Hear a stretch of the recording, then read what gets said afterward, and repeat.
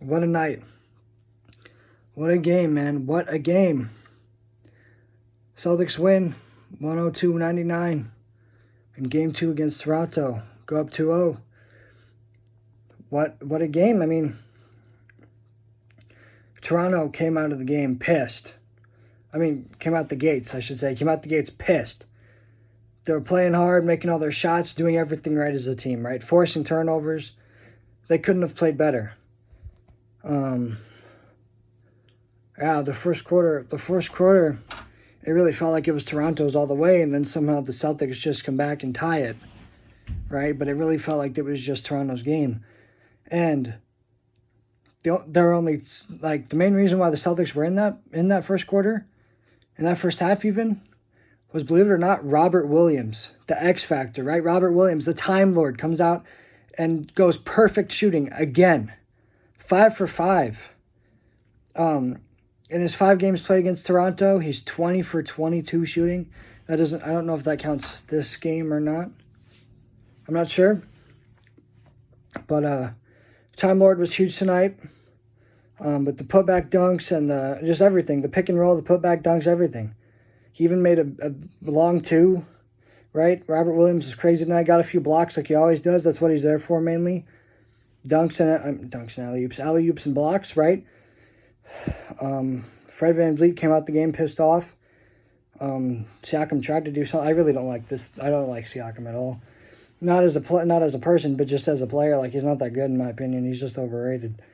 All he does is a spin in the paint. But Kyle Lowry was horrible tonight. Didn't make 1 3. He was 0 for 7 from the 3-point line. Kemba Walker had a horrible, bad game. Almost as bad as Tatum's 1 for 18 against the Bucks. He was 3 for 17, 3 for 16. I'll get into his stats later. But yeah, Jason Tatum and Robert Williams kept the Celtics in this game all the way through. Tatum dropped a career high 34. Not a career high, playoff career high 34. He was perfect from the free throw line, 14 for 14. That was huge. But yeah, man, the Raptors, it just felt like the Raptors were dominating all night, you know? Like, the score was close most of the game, but it just felt like the Dominators. The Raptors were dominating all night. In the third quarter, Celtics were down double digits. Fight back. And they make it an 8-point game at the end of the third. And then Marcus Smart shows up. Offensively, defensively, he's always there. That's not a question. But offensively, he won us the game. You would not have said this if you would have told me that 3 years ago, that Marcus Smart kept us in the game offensively. I would have told you were nuts. Right? This guy couldn't shoot coming into the league. He was just a defender. Period. But in the fourth quarter, right? Going into the fourth, it was 78-70 Raptors, right? They're winning 78-70. Marcus comes out. Marcus Smart. 5 straight threes. All the points. Celtics went from 70 points to 86 points, right? All of it was Marcus Smart. All 16 points, right? You're going to ask me, how did he get 16 points off of 5 threes? The fifth three, that fifth straight three was nail one and he made it, right? Made the free throw, 16 points, which made it went from 78 to 78-70 Raptors to 86-85 Celtics. It was nuts. It was all him. It was insane. Like, he was shooting Marcus shots. Marcus doesn't always take good shots, but he shoots them because he just doesn't care. He knows he can make it. He has no fear in a big shot whatsoever. It's what he does. He doesn't take the last shot. You don't want Marcus Smart taking the last shot, but like high leverage, I guess you would call it, high leverage situations, Marcus Smart's taking that shot and he is not scared. He'll pull it in the whole team's face. He doesn't care, right? Like, after the first, he hits the 1-3, because going into the fourth, he was 1 for 5 from 3, right? So Tatum kicks it out to him on the wing, and I'm like, oh no, Marcus, and then he bangs it, and I'm like, okay, he made one. Next possession, comes down, fakes, sidesteps, bangs it again. I'm like, whoa. Does another step back, hits it, comes out a screen, hits it, and then he gets that and 1-3.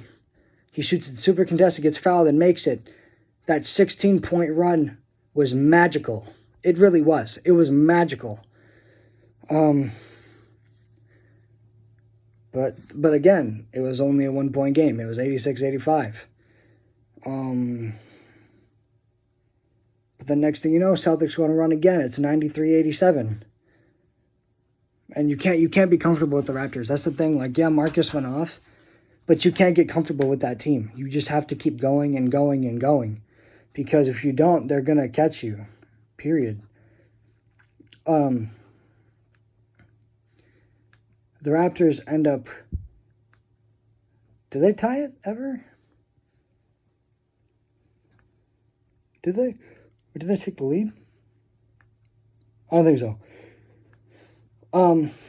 After the Tatum got a technical, he committed an offensive foul. He pushed off trying to do a fadeaway. They call a technical on him. Kyle Lowry shoots his free throws, right? Makes it 100-97. Yeah, 197. And then with 30 seconds left, he's driving to the lane, gets fouled. Kyle Lowry makes both the free throws. It's like, oh no, it's a 1-point game with 30 seconds left, man. What are you going to do? I think it was 30 seconds left. I think. But all that matters is that Kemba, the whole night, was bad shooting the basketball. Just shooting, specifically.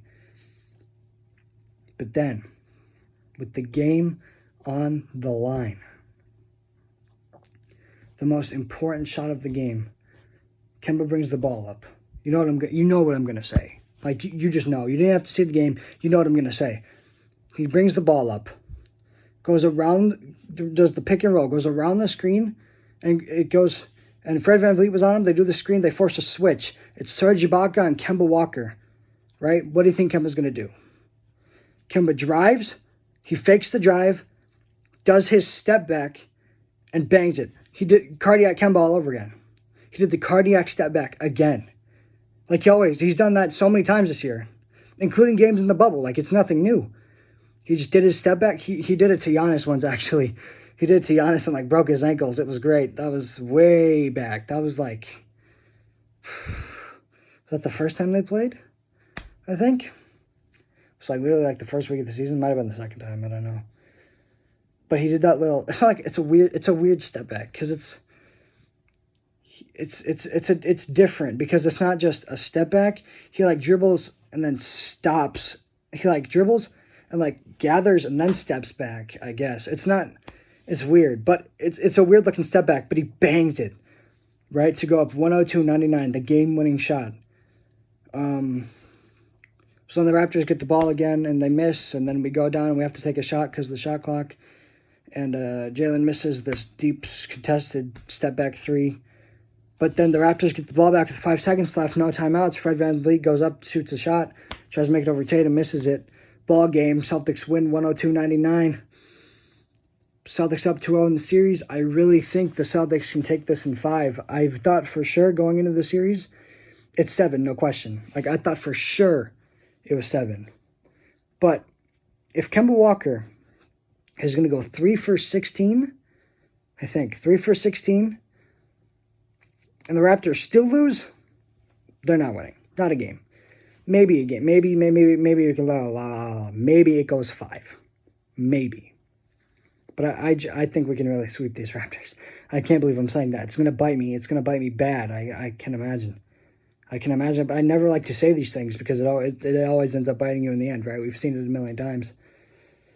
But I really think the Celtics can win this in 5, if not 4. I don't see the Raptors. The Raptors play insanely well, and they play amazing defense and all that.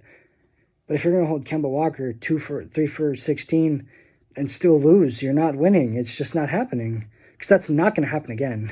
It's just not. The only way I see the Raptors winning is if Kemba if Tatum has his disappear game, because Tatum always disappears one game a series, right? One game a series. First, he obviously, I guess the Bucks game wasn't a series, but he won the one for 18, and then he goes off the next few games. Scores like 30 a night. The last game was 28, I think. Last game of the series was 28. But then in the Sixers series, right?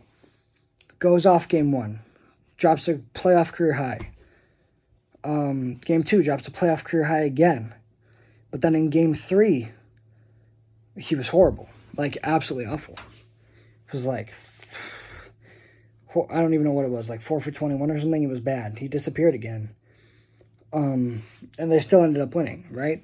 So that's the thing. If the Celtics have too many weapons, if the Celtics have 320 points per game scorers, right? And if you can hold one of those guys to an absolutely bad game and they still win, you're not, like, there's nothing you can do. So I think the Celtics definitely have this series. I really think they're going to advance to the Eastern Conference Finals for the third time in 4 years. But yeah, that's it.